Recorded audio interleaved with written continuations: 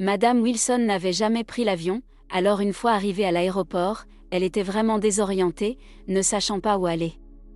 Elle venait d'une petite ville provinciale de l'État, et l'enregistrement à l'aéroport lui semblait incroyable, voire un peu mythique. L'ancienne dame avait caché la clé de sa maison dans sa chaussure, comme elle le faisait toujours pour ne pas la perdre.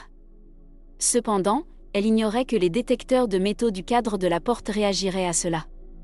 Malgré le soin apporté à sa tenue pour le voyage, son apparence a poussé les autres passagers à éviter de croiser son chemin, la prenant pour une mendiante ou une femme à faible revenu. C'est pourquoi l'employée de l'enregistrement a été très surprise de constater que la vieille dame avait un billet de classe à faire. Pendant ce temps, Madame Wilson a presque raté son vol en suivant des passagers qui se rendaient à l'autre bout du pays.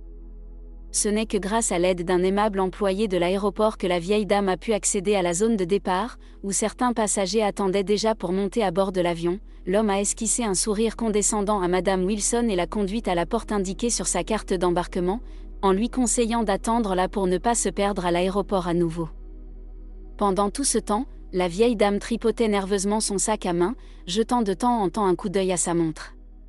« Est-ce votre première fois dans un avion ?» demanda un jeune homme avenant qui semblait également avoir un billet de classe à faire. « Oui, c'est ma première fois, je suis vraiment inquiète », répondit Madame Wilson d'une voix tremblante d'excitation. C'est alors que l'embarquement commença et que l'hôtesse de l'air, souriante, demanda poliment aux passagers d'entrer dans la passerelle d'embarquement reliant l'aéroport à l'avion. En prenant la carte d'embarquement de la vieille dame, l'hôtesse de l'air accompagna Madame Wilson jusqu'à son siège. Il s'avéra que le siège de la vieille dame était à côté d'un homme élégant qui semblait contrarié en la voyant. Il posa son magazine et demanda « C'est la classe à faire, n'est-ce pas ? Pourquoi devrais-je payer plus cher pour me retrouver assis à côté de cette vieille mendigote, Monsieur Thompson ? Calmez-vous s'il vous plaît. Madame Wilson a le même type de billet que vous pouvez le voir ici sur sa carte d'embarquement, regardez, dit l'hôtesse de l'air en essayant désespérément de rester calme. Je ne veux rien voir, j'ai compris, j'aurais dû acheter un billet en classe économique, s'écria l'homme impoli en refusant toujours de déplacer son magazine du siège de Madame Wilson. Pendant tout ce temps, la malheureuse vieille dame observait anxieusement la dispute sans dire un mot. Tous les autres passagers finirent par prendre parti involontairement, certains sympathisaient avec Madame Wilson, tandis que d'autres étaient ouvertement contre sa présence en classe affaires. Parmi les défenseurs de la vieille dame confus se trouvait le jeune homme avec qui elle avait parlé en attendant d'embarquer.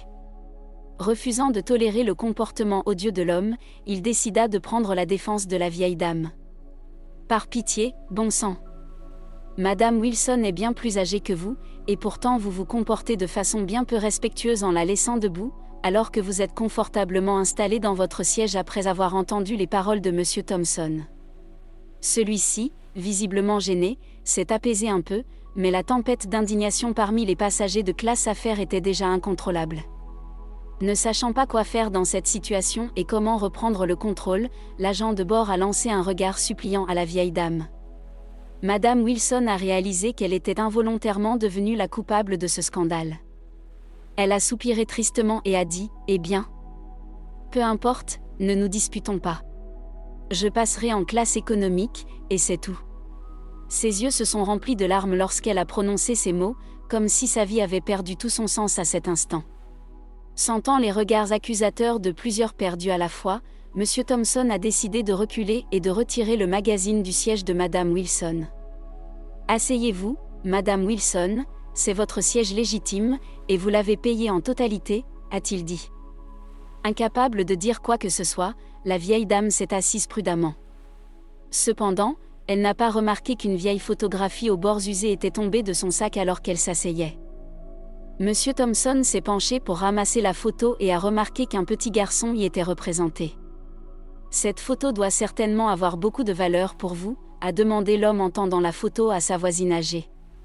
Madame Wilson a pris la photo avec précaution, comme si c'était la chose la plus précieuse au monde. Elle a souri en la regardant, et son visage s'est illuminé, comme si toutes ses rides s'étaient magiquement estompées. « Oui, c'est mon fils.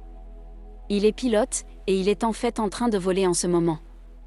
Nous sommes actuellement à bord de cet avion, répondit fièrement la vieille dame en essuyant ses larmes avec un mouchoir. En entendant les paroles de cette femme en apparence modeste, les passagers de la classe affaires se sont immédiatement installés, prêts à écouter son histoire.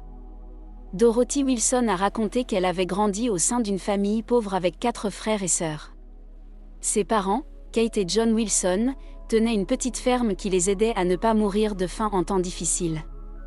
Dorothy était l'aînée de tous les enfants, ce qui faisait reposer une partie des responsabilités de leur éducation sur ses épaules.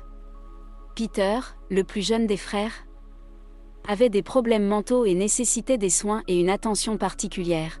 Lorsque la Seconde Guerre mondiale a éclaté, le père de Dorothy s'est porté volontaire pour l'armée, où il a combattu contre l'armée japonaise dans les îles du Pacifique. Avant de partir, John Wilson a donné à sa fille un précieux héritage familial transmis par son grand-père. Il a demandé à Dorothy de le garder en sécurité jusqu'à son retour. Malheureusement, John Wilson est rentré chez lui dans un cercueil drapé du drapeau national. La famille Wilson a été dévastée par le chagrin de la perte du soutien de famille et du chef de famille. Après la mort de son père, la mère de Dorothy est devenue renfermée et n'a jamais rencontré un autre homme pour partager sa vie. Le temps a passé, Dorothy vieillissait, et il était temps pour elle de penser à fonder sa propre famille. Cependant, elle a dû rester avec sa mère pour aider à prendre soin de son frère mentalement handicapé, Peter. Les 2 autres enfants de Kate avaient depuis longtemps déménagé dans une grande ville, laissant leurs frères, leurs sœurs et leur mère âgées à la merci du destin. Plus tard dans sa vie, Dorothy Wilson rencontra enfin son véritable amour à l'âge de 28 ans, ayant déjà perdu tout espoir de se marier. Jack, un berger conduisant des troupeaux de moutons à la recherche de pâturage, était à la fois séduisant et charmant. Leur relation se développa rapidement, plongeant Dorothy dans un conte de fées. Le couple préparait leur mariage, mais le mauvais sort qui poursuivait la famille Wilson empêcha la pauvre fille de profiter de son bonheur. Un soir, le frère mentalement handicapé de Dorothy, Peter, mit le feu à leur maison. Jack se précipita pour tenter de le sauver, mais malheureusement, ils moururent tous les 2 dans l'incendie. Dorothy et sa mère se retrouvèrent sans abri, contraintes de vivre dans une vieille cabane qu'elles achetèrent avec l'argent provenant de la vente des moutons de Jack. C'est alors que Dorothy découvrit qu'elle était enceinte. Malheureusement, à ce stade, sa mère commençait déjà à montrer des signes de démence, se manifestant par un comportement agressif. À plusieurs reprises, Kate tenta d'attaquer sa fille enceinte avec un couteau, blâmant Dorothy pour tous ses malheurs. La malheureuse Dorothy donna naissance à un magnifique petit garçon, mais chaque instant la remplissait de peur que sa mère puisse involontairement nuire au bébé. Dorothy vécut 3 ans dans une peur constante pour la vie de son enfant. Puis, fatiguée du chagrin et des malheurs qui s'étaient abattus sur elle en si peu de temps, Dorothy décida de confier le petit Kevin à un orphelinat. Les larmes aux yeux, Dorothy croyait sincèrement que son fils serait mieux loti dans un orphelinat que sous le même toit que sa grand-mère, qui pouvait lui nuire. Après le décès de sa mère, Dorothy retourna à l'orphelinat dans l'intention de reprendre son fils à la maison.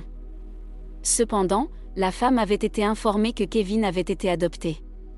Depuis lors, Dorothy avait passé de nombreuses années à rechercher son fils, mais ce n'est que récemment qu'elle a enfin réussi grâce à une organisation de bénévoles spécialisés dans la recherche de proches disparus. Elle a donc acheté un billet classe affaires pour se rapprocher de son fils, qui pilotait l'avion à ce moment-là. Par pur hasard, Madame Wilson a réussi à retrouver Kevin exactement le jour de son 85e anniversaire. Maintenant je peux mourir en paix. Je ne sais pas si je vais au paradis, mais je suis très heureuse que mon fils Kevin aille bien, a déclaré la vieille femme en sanglotant doucement. L'histoire de Madame Wilson n'a laissé aucun passager indifférent, certains d'entre eux ont même complètement changé leur perspective sur la vie. La vieille dame n'a pas remarqué que, après avoir entendu son histoire, l'agent de bord était entré dans le cockpit et avait dit quelque chose au pilote.